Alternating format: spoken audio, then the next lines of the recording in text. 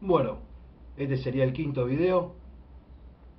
Vamos a ir avanzando, como lo habíamos dicho en el video anterior, sobre algunas cuestiones que tienen que ver con lo cotidiano y de qué manera nos afecta a nuestra conducta y de qué manera nuestra conducta retroalimenta nuestros estados de ánimo y cómo eso influye en nuestras relaciones.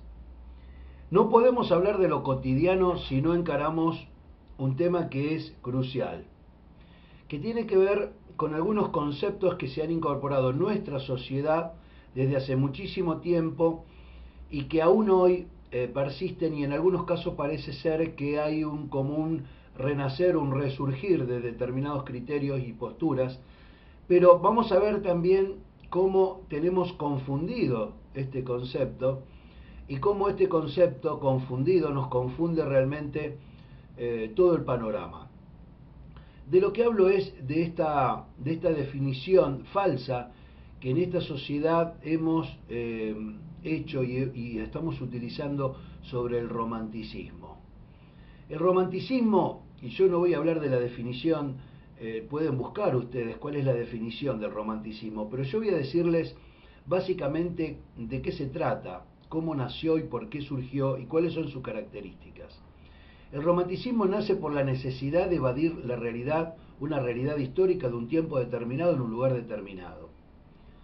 Tiene éxito porque en definitiva también acude de alguna u otra forma, de lo mismo o de la misma manera o manera parecida a la cuestión dogmática religiosa, digo, acude a la falta de necesidad de explicar o de pensar o de tomarse el trabajo de aprender sobre ciertas cuestiones. Es decir, el romanticismo es básicamente evasión de la realidad, alejamiento del eje personal de las personas y aplicarlo o enfocar sobre el eje general, es decir, adornarlo de afuera por falta de lo de adentro. El romanticismo es, psicológicamente podríamos definirlo como un enorme mecanismo de defensa que tiene que ver con la negación, ¿sí?, y con la evasión de una realidad. Es decir, ante la falta real de contenido afectivo, vamos y adornamos y ornamentamos y nos jugamos la vida para mostrar y demostrar con gestos lo que en definitiva no existe. ¿Por qué? Porque cuando existe verdadero afecto, los gestos y las demostraciones de afecto no tienen nada que ver con el romanticismo. Y ahí es donde viene la confusión, porque la gente sigue creyendo, mucha gente sigue creyendo, que el romanticismo es eso, es demostración de afecto, gestos de cortesía, de estar atento a la necesidad del otro, etcétera, etcétera. Nada que ver. El romanticismo no es nada de eso. Los verdaderos gestos de afecto, cuando hay verdadera afectividad en una persona, no se manifiestan de ese modo. Y si se manifiestan de ese modo es porque esa conducta está respaldada o está apoyada en un verdadero contenido afectivo y no en la necesidad de mostrar o de adornar algo para de alguna forma tapar la carencia que existe en el interior. Bien, esta visión romántica que lleva ya muchos años, un par de siglos ya, de hacer fracasar a la gente en sus relaciones, sigue teniendo éxito por esto, porque es una respuesta rápida, breve, concisa, aunque falaz, mentirosa, pero rápida, fácil, sencilla, a algo que no es tan sencillo y no es tan fácil de entender, de administrar mentalmente, de comprender y sobre todo de aplicar y de utilizar en la vida de todos los días, en la vida cotidiana. El romántico es en definitiva un iluso y porque tiene una ilusión. La ilusión es eso, una ilusión. Es algo que no existe, pero que uno vemos como real. Ahí también hay una confusión. Cuando la gente dice es necesario o es imprescindible tener ilusiones, que es bueno ilusionarse, se está confundiendo la ilusión con el objetivo, con tener una meta, con tener un proyecto al cual poder aspirar a concretar. La ilusión es eso, una ilusión, es algo que no existe, que hacemos real a partir de la fantasía y de la imaginación. Esto hace que se confunda otro concepto también muy importante, que es la necesidad y el deseo. Una necesidad provoca deseo, provoca ganas de hacer algo para satisfacer esa necesidad. Ahora, esto no es un deseo genuino, real, espontáneo, natural. Es el fruto, es la consecuencia de tener una necesidad.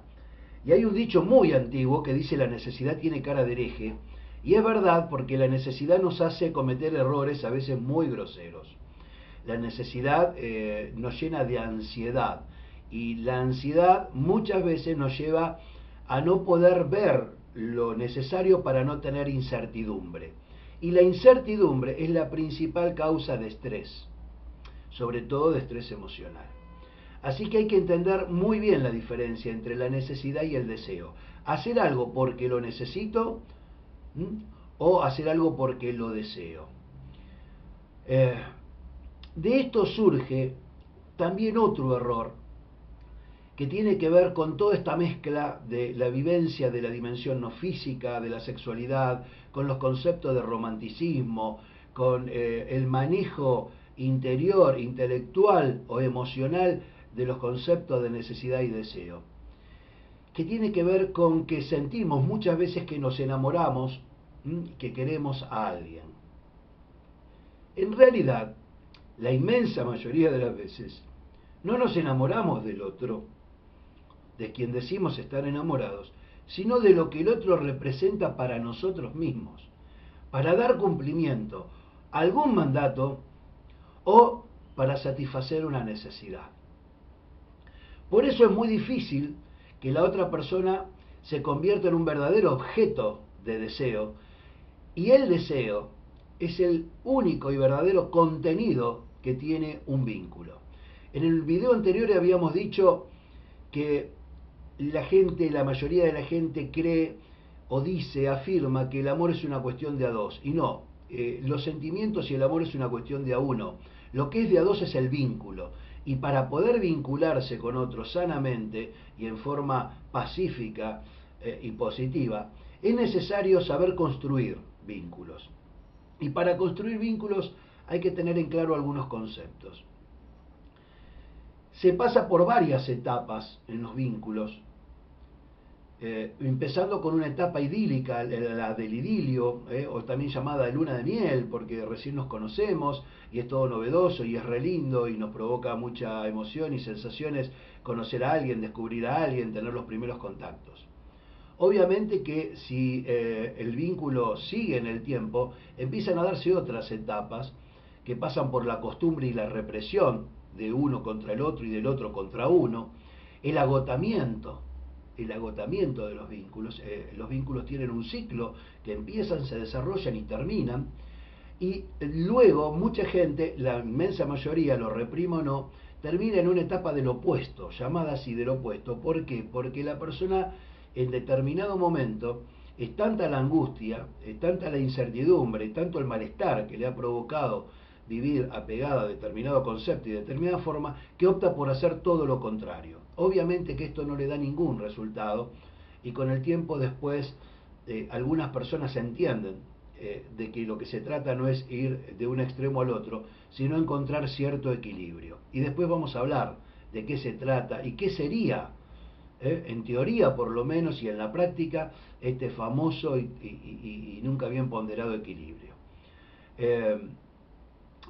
Otros conceptos que nos influyen en lo cotidiano, en los vínculos, son los conceptos de posesión, de conquista y de seducción. Todavía hablamos de conquistar a una mujer, de conquistar a un hombre. Conquistar significa gobernar por la fuerza, es decir, ir, copar, tomar por la fuerza sin tener en cuenta la voluntad del otro, y gobernar decididamente y someter al conquistado. Esto es así. Seguimos hablando de conquista en forma metafórica, en forma como una manera de decir, o en el fondo seguimos ejerciendo de alguna manera esta sensación de poder y de superioridad que nos da conquistar. Es para pensarlo y también para desarrollarlo, y lo vamos a hacer en el futuro.